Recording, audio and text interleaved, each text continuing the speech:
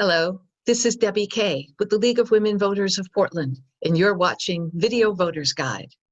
We're here with the support of MetroEast Community Media to interview candidates running for the May 2020 primary election. With me today is Karen Spencer. Karen is running for Metro Councilor District 5. Welcome, Karen. Thank you for having me, Debbie. Thank you to the League of Women Voters. I appreciate this opportunity. You're welcome. We're really be able to do it. Our first question, tell us about yourself and why you're running for Metro. I am a 20-year Portlander living in this region. I came here for a great opportunity to work for a great company, and I just fell in love with this area, its natural resources, the warmth of the people, and I really want to ensure that folks, fall in love with Portland area the same way that I fell in love with it for many generations to come. I have a background in law and policy, in engineering, and also in strategic planning, two elements that I believe are essential for a role on Metro Council. And I just have a passion for our region and a passion for our natural areas and our spaces. Thank you. What challenges to the effective and efficient operation of our metropolitan government will result from the pandemic? And how do you propose to meet those challenges? Well, we've already seen challenges due to the closure of the visitor venues like the Oregon Convention Center and the Expo Center.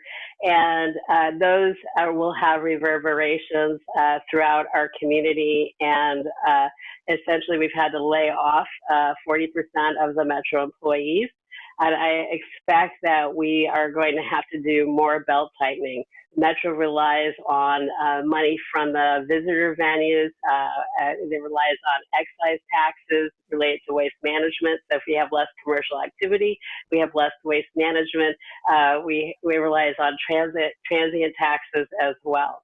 And I have experience managing teams through difficult situations, maybe not this difficult, but certainly through layoffs. And the first step is really to stabilize the organization, make sure that current employees feel valued and understand what their roles are, and then look at the programs and see what things can we stop doing, what things can we defer to later, and then what things are essential and critical that need to be done now. And certainly what I would be looking at are what are the things related to our economic recovery that are going to help us get out of the situation that we're in. Right, thank you. Metro's in the process of drafting a regional transportation measure. What expectations do you have that the planned expenditures will achieve state and regional goals for reducing greenhouse gas emissions? So based on Metro's own reporting on this, the amount of savings on greenhouse gases is going to be relatively modest. That doesn't mean that the transportation measure shouldn't be done. A task force looked at this for over a year. 48 individuals from across our community looked at it for over a year, and they weighed safety, efficiency, resiliency, making sure that we were serving underserved communities. So for this measure, I believe that they struck a balance, and that's really what voters are looking for when we think about our metropolitan region. They're looking for a balance between growth and preserving the things that we really like about our area. Thank you. How would you assess Metro's efforts to address the affordable housing and homelessness crisis? I would give it good marks. Metro traditionally did not have a role when it came to housing, and it was really the leadership of Sam Chase that propelled Metro into addressing affordable housing through the Affordable Housing Bond Measure in 2018, and now the Homeless Services Measure that's on the ballot for this May. There's more that needs to be done, and that certainly is my first priority is housing, addressing houselessness, affordable housing for folks who need government assistance, and then creating more housing so that we can make this area more livable for more families. Thank you. What is your position on the Metro ballot measure 26210 to support the homeless services with high earners tax and a business profits tax? Please go ahead and talk about that.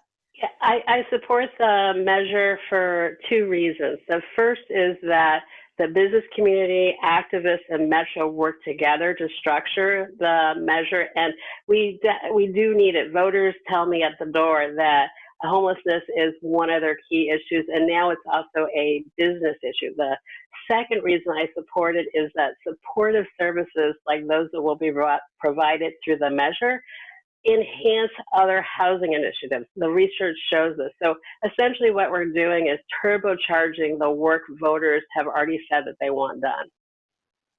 All right. Well, we still have a couple of minutes. What is on your mind that you want to share?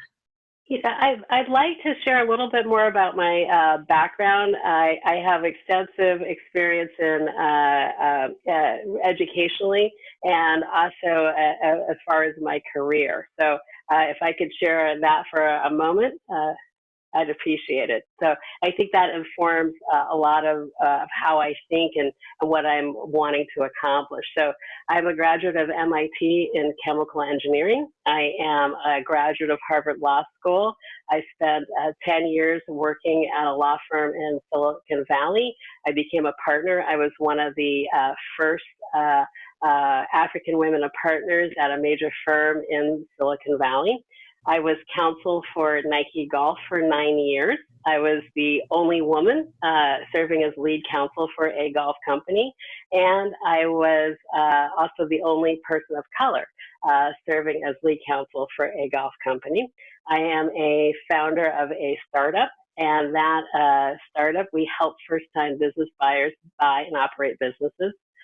In addition to that, I've done strategic planning for Nike Golf, Nike Legal, and the Nike Patents Advanced Research and Development team. I've been on the Portland Parks Foundation Board, the Metro's Nature and Neighborhoods Capital Grants Committee, and the Oregon Youth Development Council, and the Portland Utility Board. All of this is, because I'm so passionate about our communities. I want folks to have access to nature, to play areas. I want neighborhoods where people can live, work, and play together, and we can all have good paying jobs where we can thrive.